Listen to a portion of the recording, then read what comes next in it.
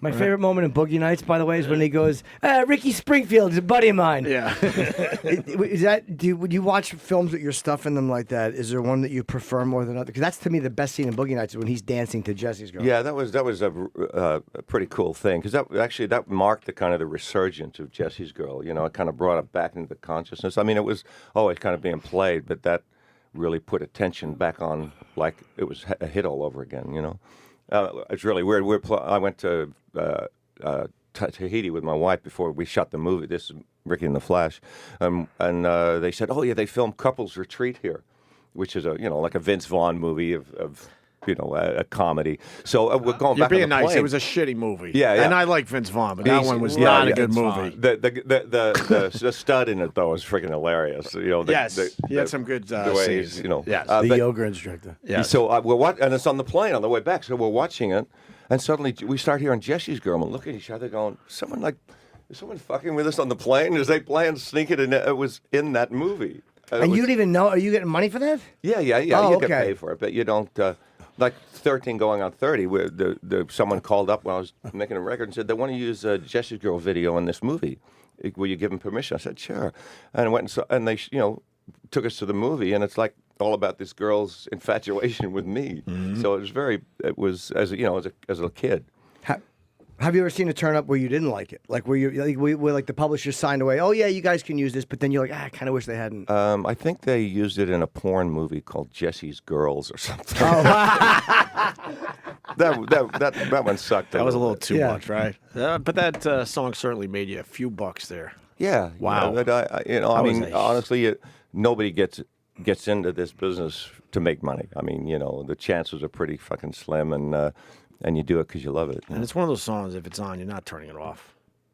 Jesse's girl? You're not turning it No. off. You're just not. And you're not singing it for the next 3 hours. Right. Yeah, it was actually a backhanded compliment. It was #1 karaoke song in the world. And it's actually kind of like, I guess that's a good people thing. love it. But I think Alfred Molina he added lyrics that you should have added when he's like, Jesse's girl, I'm so jealous. You should have thrown that in. That just made the song. I did the Jimmy Kimmel show, and we did a send up of like me rehearsing the song for the first time with Ronnie from the Killers, the drummer, played Jessie as the drummer, and he had a girl sitting near him, and I'm singing to her, and he's getting all pissed off as we go through the song. It was pretty funny. Was there an actual Jessie? Yeah, there was. Yeah, it was. His name was Gary, actually, and Gary's girl doesn't sound as good. No, exactly. That's what I say. I was looking for. I got the melody and the idea, but I was looking for a name that felt right to sing. Instead of Gary's girl. Gary's girl. So who was Gary's That girl? would've How'd been you a know her? dud. I met her actually in a stained glass class. I was in between, shall they say, recording deals, and thinking that nothing was ever. I had 3 records that have failed, and I think so. I got to do this thing my mom always said, which is you got to have something to fall back on. You'll never make money with a guitar. So I thought, well, I love stained glass. I'm gonna, I love working with my hands. I'm gonna become a stained glass master. I mean, how hard could it be? I've been to churches. I'd seen the freaking great windows. I could do that. So I found the stained glass class, started going, and this girl walked in one day, and she was Gary's girl. burning. Yeah, and then I met her boyfriend, and we were, I was friends with him, but she would have nothing to do with me. So took my sexual angst home and wrote a song. So basically, you like this girl. You never hooked up with her.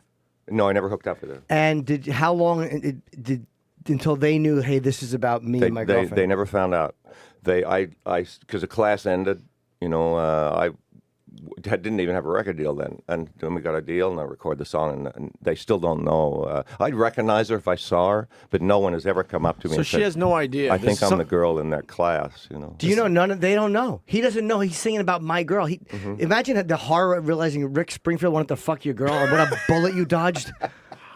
That's amazing to me that they didn't know that. And a woman walking around having no idea that she was the Yeah. inspiration for a massive fucking song. She probably dumped stupid Gary right Yeah. after. He'd probably sing the song in the car and not be good at it.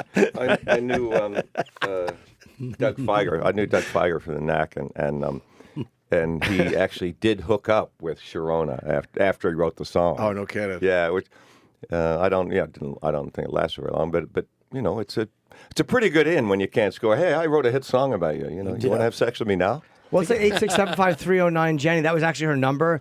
I forget the guy's name. Everyone used to call it. Yeah, but he's actually talked about her, and they actually did date a little while. I like the backstory. I'm kind of glad because if we'd hooked up, I certainly would never have written a song.